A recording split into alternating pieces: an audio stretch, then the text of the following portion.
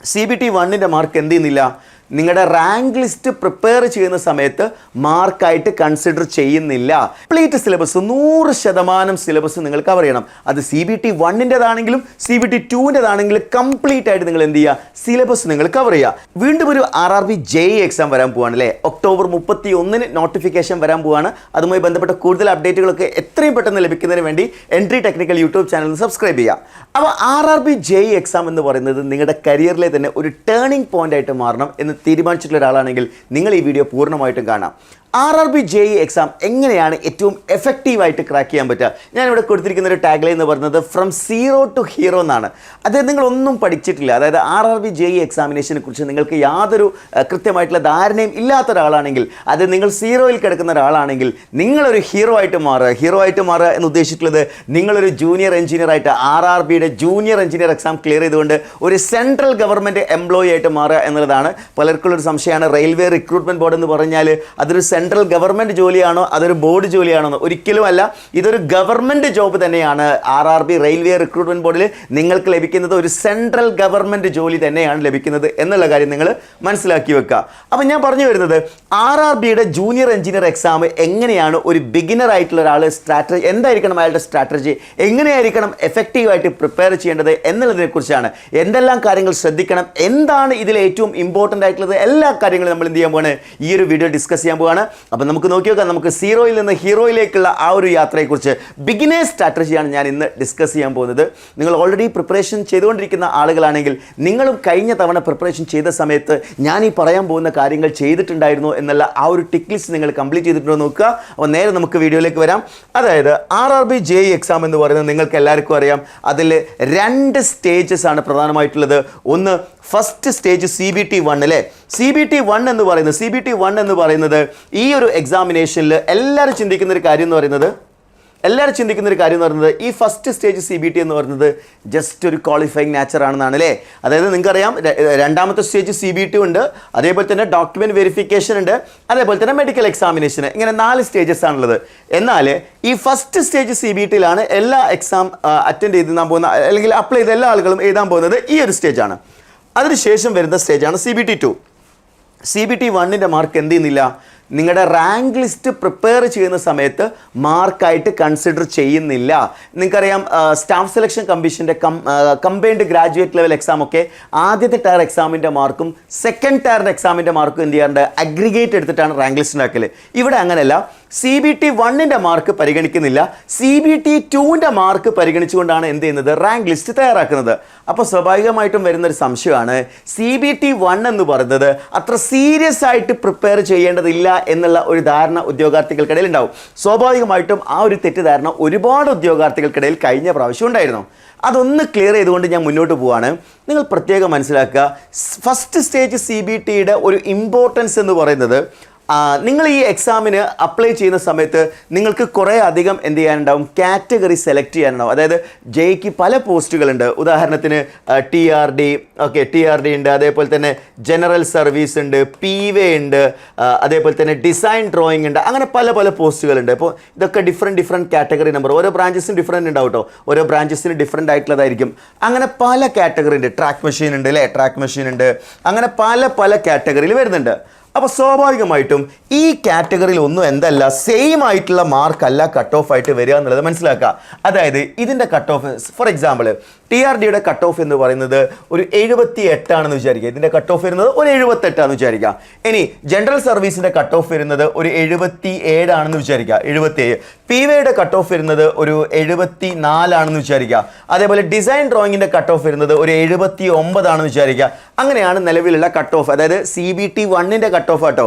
അതായത് post vice ആയിട്ട് എന്ത് ചെയ്തിട്ടുണ്ട്, RRBയുടെ പോസ്റ്റുകളിൽ കട്ട് ഓഫ് വന്നിട്ടുണ്ട് എന്ന് കാണാൻ സാധിക്കുന്നുണ്ട്. അങ്ങനെയാണെങ്കിൽ ഈ പോസ്റ്റുകളിൽ നിങ്ങൾ CBT 1 ക്ലിയർ ചെയ്യുന്ന സമയത്ത് ഇതെല്ലാത്തിൻ്റെയും കട്ട് ഓഫ് ക്ലിയർ ചെയ്താലേ നിങ്ങൾ CBT 2 എഴുതുന്ന സമയത്ത് ഈ പോസ്റ്റിലേക്ക് പരിഗണിക്കുള്ളൂ. ഉദാഹരണത്തിന് 74 മാർക്ക് കിട്ടിയ ഒരാളാണെന്ന് വിചാരിക്കുക, 74 മാർക്ക് കിട്ടിയ ഒരാളാണ്.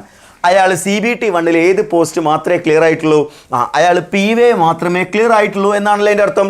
74 മാർക്ക് കിട്ടിയ ഒരാളാണെങ്കിൽ അയാൾ PV മാത്രമേ ക്ലിയർ ആയിട്ടുള്ളൂ. പിന്നീട് അയാൾക്ക് എത്ര മാർക്ക് കിട്ടിയാലും CBT 2 150 150 മാർക്കും കിട്ടിയാലും അയാൾക്ക് ഏത് പോസ്റ്റ് മാത്രമേ കിട്ടുള്ളൂ എന്നറിയോ? ഈ PV മാത്രമേ ക്ലിയർ ചെയ്യാൻ പറ്റുള്ളൂ. കാര്യം എന്താണ്? CBT 1 ഈ സബ്ജക്റ്റ് അല്ലെങ്കിൽ ഈ കാറ്റഗറി നമ്പറിൻ്റെ കട്ട് ഓഫ് ക്ലിയർ ചെയ്യാത്ത ഒരാൾ ഒരു കാരണവശാൽ എന്ത് ചെയ്യൂല, CBT 2 പരിഗണിക്കില്ല. അതുകൊണ്ട് CBT 1 തന്നെ നിങ്ങൾ എന്ത് ചെയ്യണം, എല്ലാ കട്ട് ഓഫും ക്ലിയർ ചെയ്യുന്ന രീതിയിലുള്ള ഒരു മാർക്ക് നിങ്ങൾ സ്കോർ ചെയ്യണം. അത് നിങ്ങൾ ആദ്യമേ മനസ്സിലാക്കുക.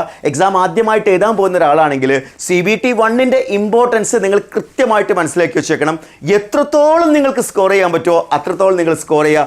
നിങ്ങളുടെ പ്രിപ്പറേഷൻ എത്രത്തോളം ഹൈ ലെവലിൽ കൊണ്ടുപോകാൻ പറ്റുമോ അത്രത്തോളം ഹൈ ലെവലിൽ നിങ്ങൾ എന്ത് ചെയ്യണം, CBT 1 പ്രിപ്പറേഷൻ നിങ്ങൾ കൊണ്ടുപോകണം.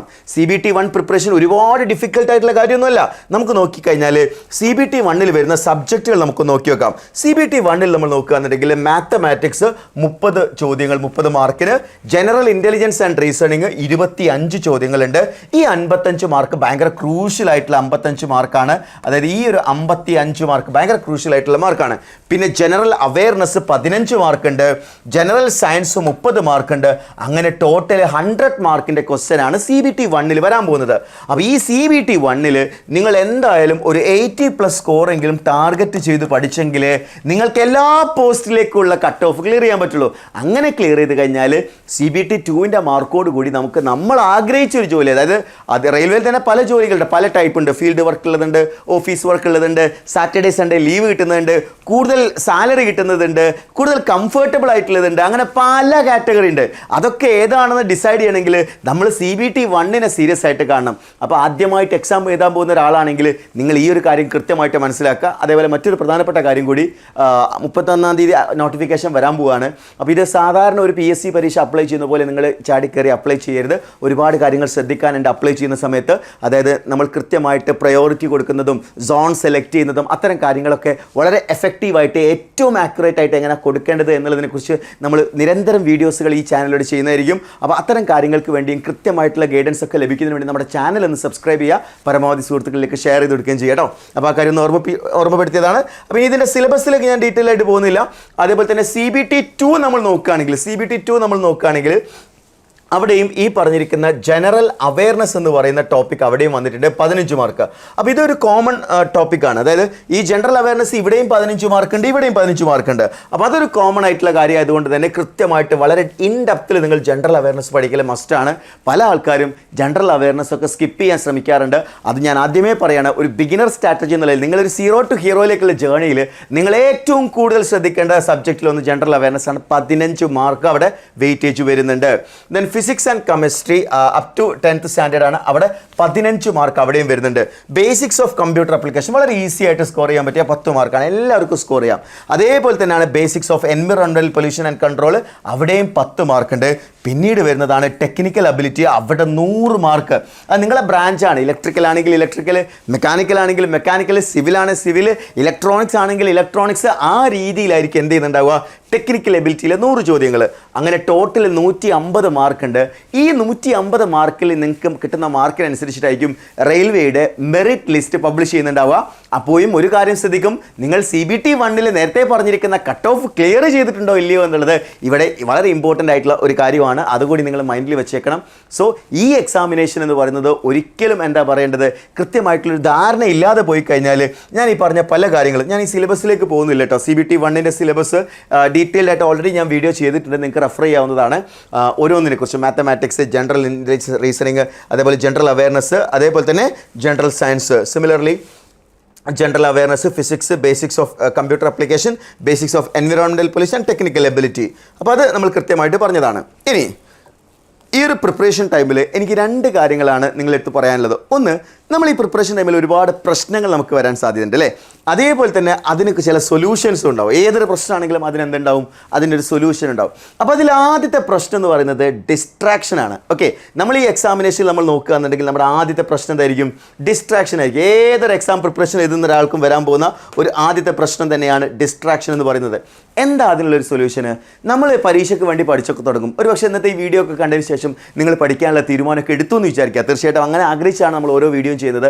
അങ്ങനെ നിങ്ങളൊരു തീരുമാനം എടുത്ത് പഠിച്ചു തുടങ്ങുന്ന സമയത്തായിരിക്കും നിങ്ങൾക്ക് തോന്നുകയാണ് ഇതിന് പ്രിപ്പറേഷൻ ഒന്നും ചെയ്യേണ്ട, നമുക്ക് വേറെ എന്തെങ്കിലും പഠിക്കാം, PSC വരുന്നുണ്ട് അതിന് പഠിക്കാം, അല്ലെങ്കിൽ വേറെ എന്തെങ്കിലും മേഖലയിലേക്ക് പോകാം, അല്ലെങ്കിൽ ദുബായിക്ക് പോകാം എന്നൊക്കെ വിചാരിക്കുന്ന ആൾക്കാരുണ്ടാവും. സോ അത്തരത്തിലുള്ള ഡിസ്ട്രാക്ഷൻസ് ഒരു കാരണവശാലും ഉണ്ടാവാൻ പാടില്ല. അതില്ലാതിരിക്കണമെങ്കിൽ എന്തായാലും ഒരു സൊല്യൂഷന്, അതിൻ്റെ സൊല്യൂഷൻ എന്ന് പറയുന്നത് സെൽഫ് മോട്ടിവേഷൻ തന്നെയാണ്. നിങ്ങളോട് നിങ്ങൾ തന്നെ പറയുക, ഞാൻ ഇത്തവണത്തെ സർക്കാർ ജോലി നേടിയെടുക്കുക തന്നെ ചെയ്യുന്നു.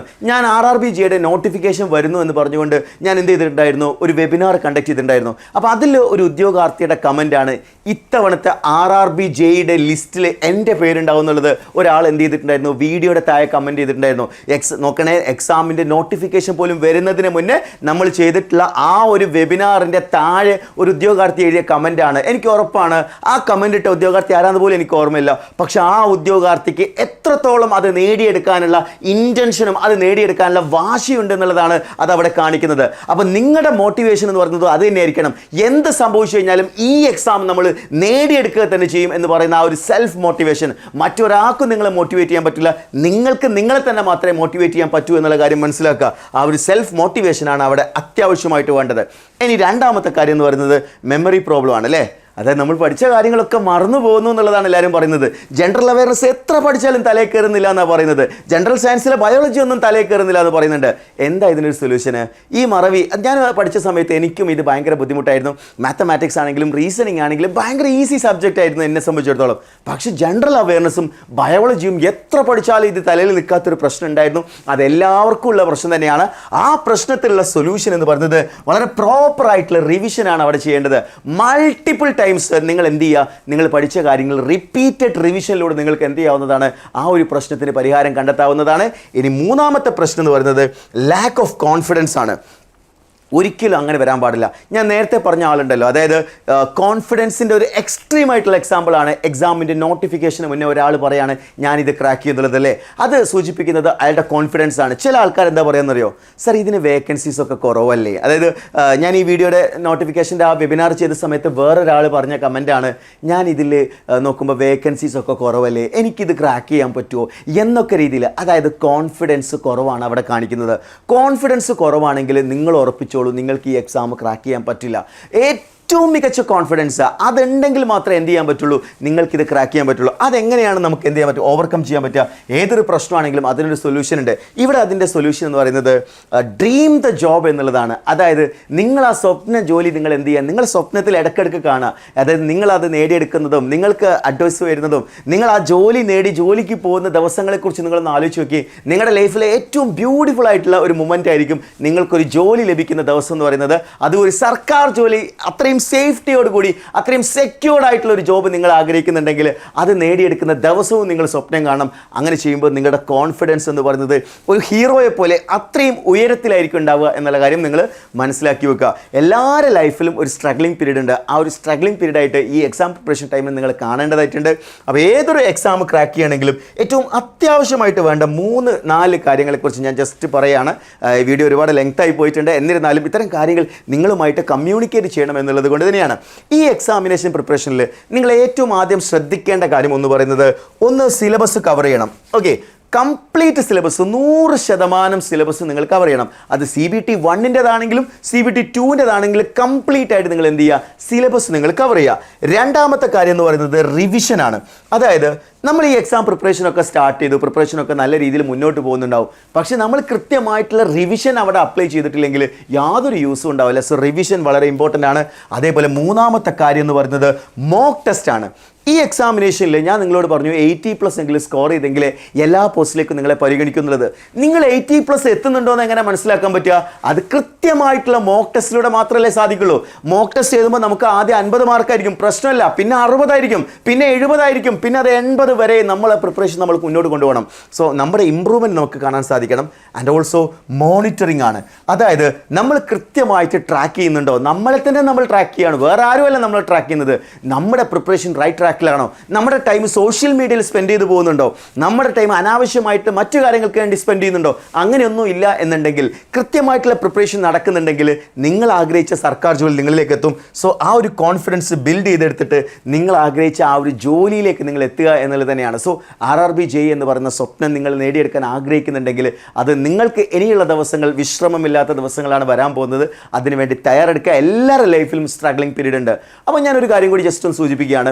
ഇത് വളരെ സ്ട്രക്ചേർഡ് ആയിട്ടുള്ള മാനറിൽ പഠിക്കാൻ നിങ്ങൾ ആഗ്രഹിക്കുന്നുണ്ടെന്ന് വിചാരിക്കാം. സിലബസ് ഒക്കെ കവർ ചെയ്ത്, മോക്ക് ടെസ്റ്റുകളൊക്കെ എഴുതി, റിവിഷൻ ക്ലാസ്സുകളൊക്കെ അറ്റൻഡ് ചെയ്ത്, അതേപോലെ തന്നെ കൃത്യമായിട്ടുള്ള മെൻറ്ററിങ്ങോട് കൂടി നിങ്ങൾ പഠിക്കാൻ ആഗ്രഹിക്കുന്നുണ്ടെങ്കിൽ ഏറ്റവും സ്ട്രക്ചേർഡ് ആയിട്ടുള്ള ഏറ്റവും മികച്ച ടീച്ചേഴ്സിൻ്റെ ഏറ്റവും മികച്ച ക്ലാസ് ആയിരിക്കും നിങ്ങൾക്ക് എന്ത് ചെയ്യാൻ പോകുന്നത്, എൻട്രിയുടെ ലഭിക്കാൻ പോകുന്നത്. കഴിഞ്ഞ പ്രാവശ്യം കേരളത്തിലെ ഏറ്റവും മികച്ച RRB JEE റിസൾട്ട് കൂടി പ്രൊഡ്യൂസ് ചെയ്ത പ്ലാറ്റ്ഫോമാണ് എൻട്രി. സോ എൻട്രി ആപ്പിനോടൊപ്പം പഠിക്കാൻ നിങ്ങൾ ആഗ്രഹിക്കുന്നുണ്ടെങ്കിൽ, ഞങ്ങളുടെയൊക്കെ പേഴ്സണൽ മെൻറ്റർഷിപ്പോട് കൂടി നിങ്ങൾ പഠിക്കാൻ ആഗ്രഹിക്കുന്നുണ്ടെങ്കിൽ താഴെ കൊടുത്തിരിക്കുന്ന ഗൂഗിൾ ഫോം ഫില്ല് ചെയ്യുക. അതേപോലെ സ്ക്രോൾ ചെയ്തിരിക്കുന്ന നമ്പറിൽ കോൺടാക്ട് ചെയ്താലും കൂടുതൽ ഇൻഫർമേഷൻസ് ലഭിക്കുന്നതായിരിക്കും. അപ്പോൾ എങ്ങനെയാണ് ഒരുമിച്ച് പഠിക്കല്ലേ? എൻട്രിയോടൊപ്പം പഠിക്കാൻ ആഗ്രഹിക്കുന്നുണ്ടെങ്കിൽ താഴെ കൊടുക്കുന്ന ഗൂഗിൾ ഫോം ഫില്ല് ചെയ്ത് എത്രയും പെട്ടെന്ന് നിങ്ങളുടെ പഠനം ആരംഭിക്കുക. And wish you all the best.